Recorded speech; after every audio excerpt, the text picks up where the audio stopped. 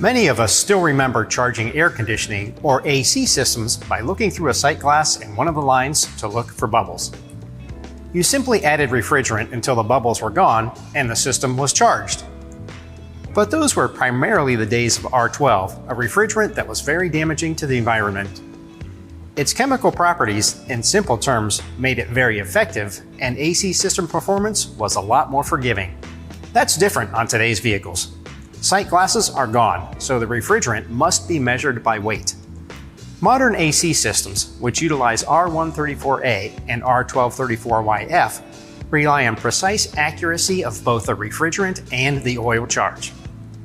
They operate with a very low volume of refrigerant, and the compressors have drastically improved oil retention technology. These two aspects go hand in hand. Oil creates a thermal lining on the surface of the evaporator and condenser, which reduces their heat exchange efficiency. By reducing the amount of oil coating the inside surfaces, heat exchange efficiency is increased, so less refrigerant can be used to achieve adequate cooling. The bottom line, refrigerant and oil capacities are critical.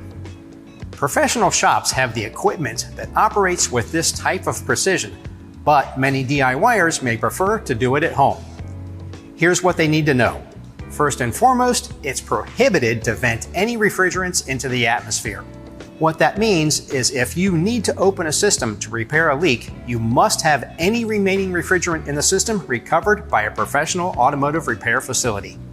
If the system lost oil due to a leak, or if any components are replaced, the oil volume to add must be carefully calculated, and the same type of oil must be used for compatibility.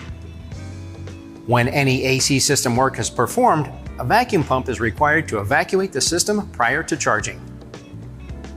R134A is still in service in many vehicles, but R1234YF is much friendlier for the environment, which is why it will soon be the only refrigerant available in new automobiles.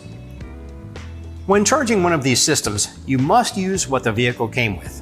It's illegal to use R134A in place of R1234YF, and the service fittings are different between the two to eliminate the possibility of cross-contamination.